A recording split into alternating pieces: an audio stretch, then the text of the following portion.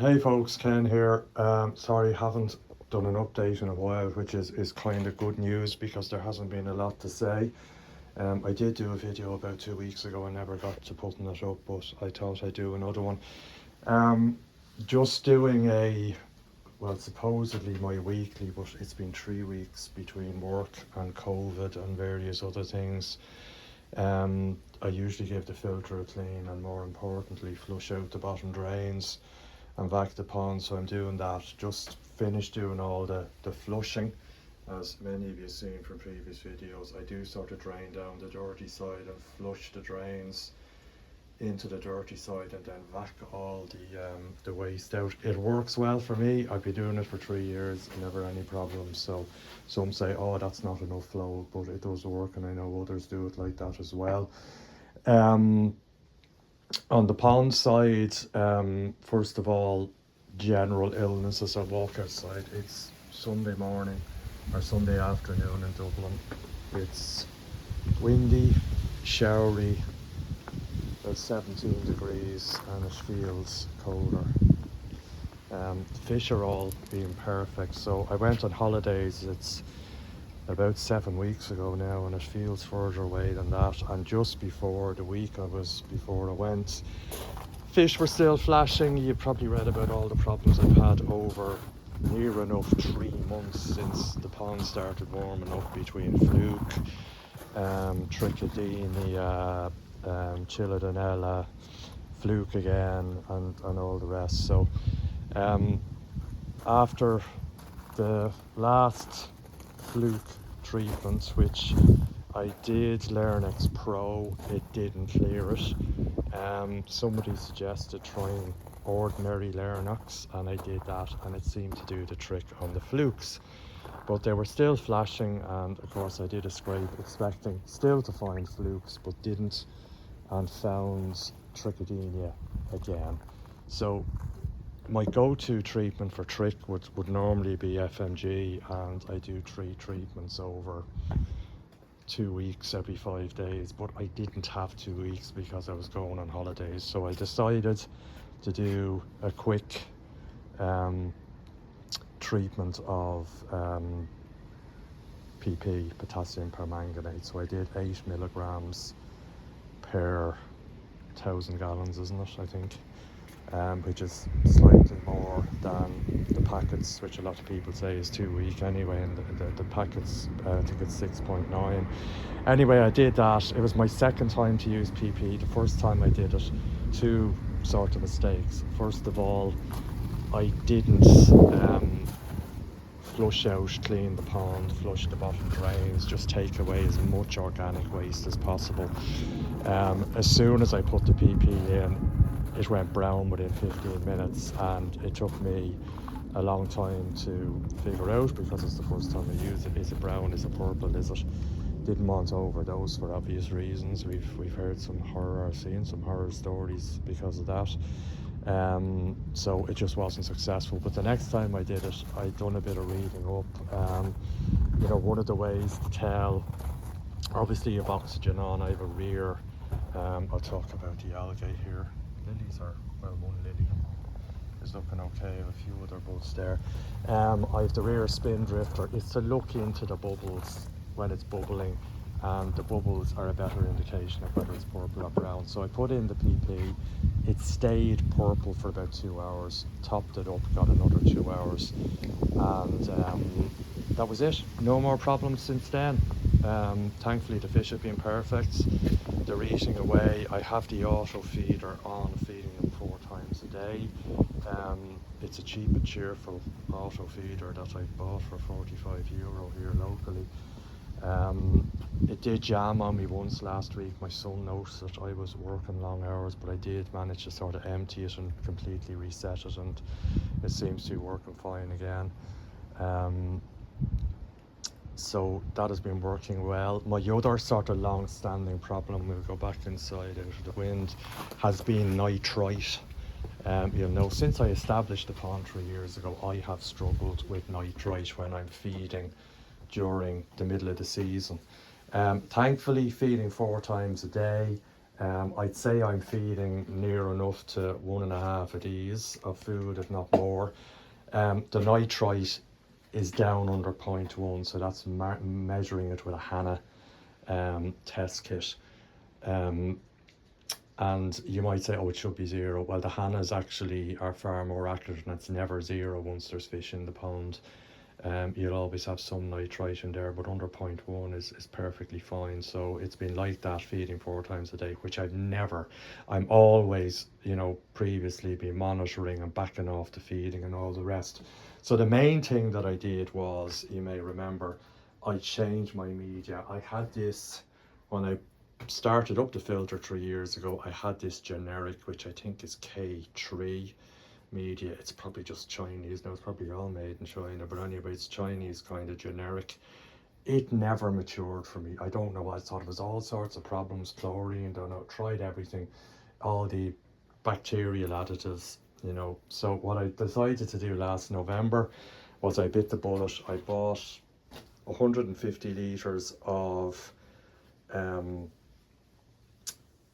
Helix, and it's bloody expensive stuff. I got it from the Netherlands, and I think it cost me close to €500 for the 150 litres. But anyway, put it in, and as you can see, it's gone nice and brown. Some will argue that the brown is not really a reflection of mature media, but a lot seem to think it is as well. I think it's that primarily that has solved my problem. I also have the trickle, which will be in 2 years in October. Now that again is probably a little bit more mature. They do take time, so that's probably helping as well. But I was even thinking if the Helix didn't solve the problem, I may end up having to add a second trickle tower. May do that yet, but at the minute, feeding what I want to feed, the nitrite is perfect, so I'm happy with that. Also check my Big Blue. I haven't changed the carbon in that. I'd say it's probably approaching 4 months now. It's still under 0.02 parts per million. So again, that's fine. I haven't even flushed that out. Usually I flush it out with air when it starts to creep up over 0.02.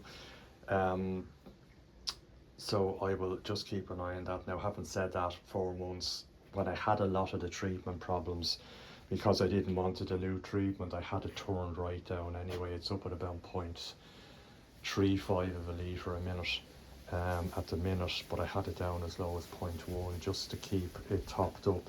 From the drum flushing, the drum flushes, the pump is down here for flushing the drum, so it uses pond water to flush the drum, as many of them do. So that's been good, and that's kind of it. There's been no treatments in the pond since before I went on holidays. The fish aren't flashing, they're eating fine, they're all looking healthy, not as much as a mark on them. I do need to vac out the pond, there's a lot of leaves in it. But other than that, and I'll back this out a bit, I need to clean out my gully. You can see there's a bit of blanket weight. I just actually walk up to the back of the pond again because I am struggling, and I've always struggled a little bit, but no, sorry, the wind is probably not helping. I've treated the back of the pond with blanket answer 3 times at this stage. It is not as bad as it was. You can see the residue of the blanket answer down there, the white, but what I do is I turn off the waterfall, just treat the back because the front is fine. I obviously don't want to waste blanket answer. It's not cheap. But I just left this turned off and sitting for a couple of days with the blanket answer in it. It clears it, turn it back on, and then before the following weekend it explodes with blanket weed again. I don't know what it is. Is it the plants, because there is fertilizer in the plant pots, could be doing it, or it's just that the light penetrates a bit more. They say blanket answer doesn't affect plants. I think it does. It does knock them back. I end up with a fair few dead looking leaves after it, and it does kill off. I'll take a couple of those. That one there might be alright. Maybe that one there is dead. I'll take out a few. There's another bud there which is definitely dead.